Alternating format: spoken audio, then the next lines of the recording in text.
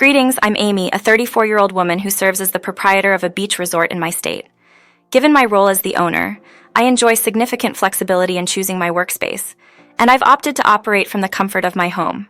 However, my mother-in-law and sister-in-law did not take kindly to this decision, leading to months of bullying and belittlement.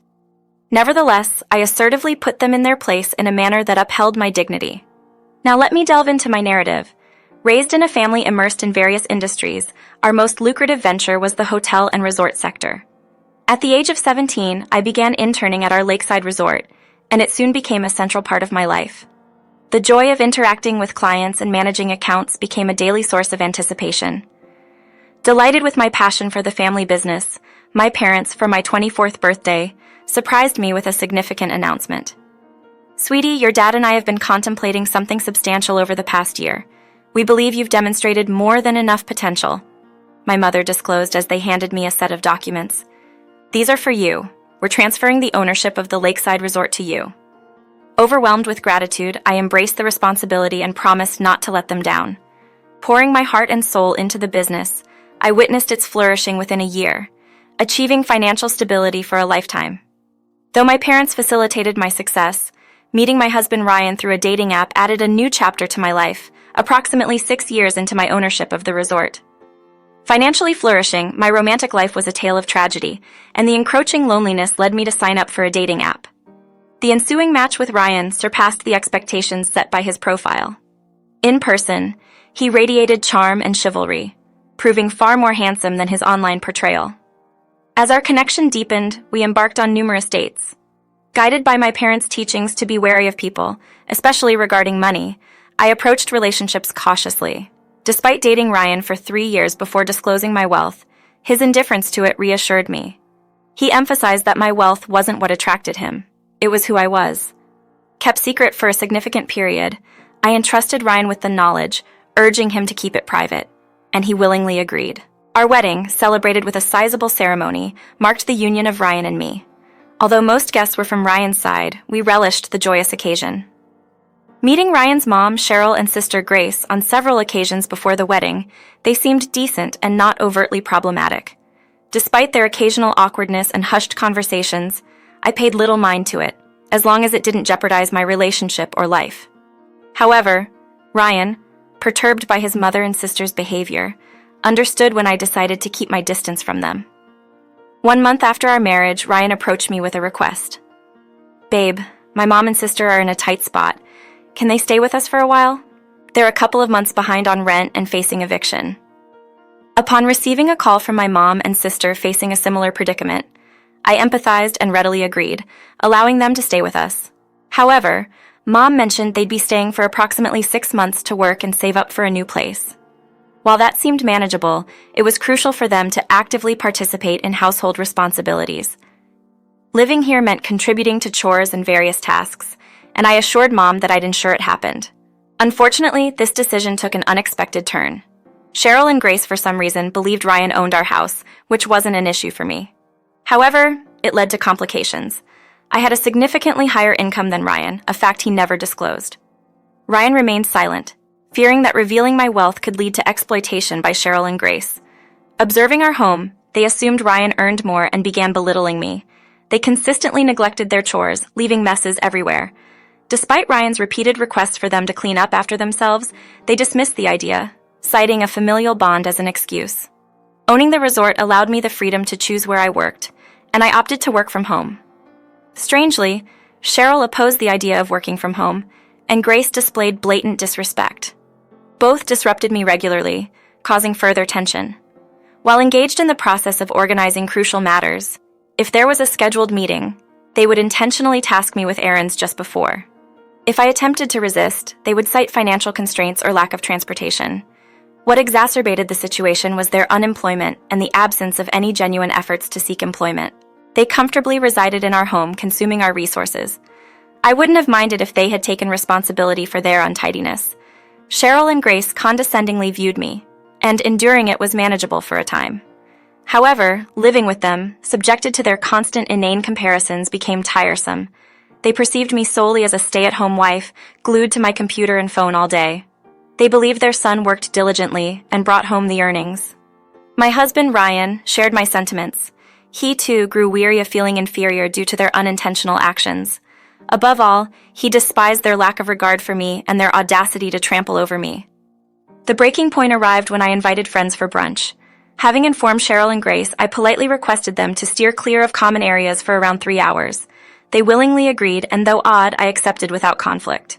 However, my gratitude proved premature. Half an hour into my friend's presence, Cheryl and Grace strolled in, introducing themselves. At this juncture, irritation coursed through me. To exacerbate matters, they delved into portraying me as a pampered individual, adept only at subsisting on the finances of others. Despite the evident discomfort on my friends' faces, their proximity allowed them insight into the intricacies of my connections with my mother and sister-in-law. An uneasy and awkward silence enveloped my circle as Cheryl and Grace reveled in my vexation, laughing at my expense. Aware that any reaction from me would be eagerly consumed, I rose and motioned to depart. Seeking consensus from my friends, they swiftly concurred, and we vacated the premises with such celerity that one might have presumed the house was ablaze, a prospect I momentarily wished for. Upon my return, I retreated straight to my room, anticipating a reprieve from encountering Cheryl and Grace until my temper subsided. The audacity of their disrespect lingered, fueling my seething discontent. Their actions had crossed a line, and I resolved to make them recognize the source of the funds sustaining their lifestyles. I bided my time until Ryan returned home, weary from work. When he inquired about my day, I recounted the events, highlighting the inappropriate conduct of my mother and Grace. Ryan, indignant on my behalf, proposed confronting them, but I held him back, revealing an alternative plan. I was contemplating whether you'd be agreeable, but I'm intrigued. How about proposing a brief getaway to the seaside and accommodating them at my private retreat? Brilliant. It's a clever move that will firmly establish boundaries. Okay, but here's where my scheme takes a darker turn. I'm thinking of not letting them stay, escorting them all the way there and just abandoning them. We can relish our time, return, and wait for them to find their way back home. Let's do it. They've earned it. Do you also want to expel them? Honestly, yes. Perfect. We'll kick them out. I'm fed up with their dependency on us. We'll draft the eviction notice beforehand and then embark on our vacation. Handing it to them when we leave will be the ultimate lesson. Why did I even doubt your approval of my plan? We scheduled the vacation for next week to align with Ryan's availability. During that week, I consulted my attorney, seeking assistance in notarizing the eviction notice. I couldn't wait to present it to Cheryl and Grace, finally revealing the repercussions of their actions. After receiving the eviction notice and once Ryan secured his approved leave, we convened to strategize our plans. We were determined to make the upcoming vacation appear genuinely authentic, believing it would enhance the satisfaction of our revenge. Our goal was to leave Ryan's mom and sister feeling emotionally torn. Simultaneously, we recognized this vacation as a crucial starting point for us, finally enabling us to live life on our terms. Taking immediate action, I contacted my brother to change the locks on my door and enlisted his friends, whom I would compensate, to pack up Cheryl and Grace's belongings from their rooms. It was a firm decision. I would not permit them back into my life, and they would understand that. The journey to the lakeside would take about half a day, during which I planned to let Cheryl and Grace express themselves freely. After all, I knew I would have the last laugh. Once everything was in order, we decided to inform Cheryl and Grace about our vacation plans. Amy and I casually approached the topic with them, suggesting a lakeside getaway and inviting them to join us. However, the response we received was far from simple or agreeable. Despite the tension, we remained composed, explaining our intentions. In the face of objections and accusations, we maintained our ground, unwavering in our decision to embark on this vacation that signified the beginning of our liberated lives. I found myself growing increasingly irritated, and it was evident that Ryan shared the same sentiment. The level of entitlement exhibited by those three was truly astounding. The only thing that prevented me from losing my cool was the preconceived plan I had in mind. I braced myself for the inevitable barrage of insults and taunts, knowing that I had to endure it to get through the weekend. As we prepared for our vacation, Cheryl and Grace couldn't stop chattering incessantly. Despite the constant background noise, Ryan and I exchanged knowing glances now and then. When we finally arrived at our destination, Cheryl and Grace gawked at the resort in awe, discussing its beauty loudly. They kept pausing, emphasizing Ryan's ability to afford such a luxurious retreat. Ryan, on the other hand, seemed embarrassed, keeping his head down. Cheryl and Grace didn't miss an opportunity to make me feel inadequate. They repeatedly emphasized that I should be grateful for Ryan's invitation, insinuating that I didn't deserve the things he did for me. Nonetheless, I held my head high as I entered the resort. Cheryl and Grace followed closely behind, taunting me persistently, while Ryan waited with the bellhop to unload our belongings. Upon reaching the receptionist greeted me, addressing me as boss. This prompted an immediate objection from Cheryl and Grace, claiming that they, not I, were the ones deserving of such a title. In response, I calmly asserted that Miss Amy was, quite literally, my boss. This revelation led to confusion and disbelief, with Cheryl demanding to speak to the manager, unaware that the highest authority of the establishment had just walked in with us, my mom. I doubt there's much that my manager can assist you with. Both of their expressions grew pale as they attempted to further argue the matter with the receptionist.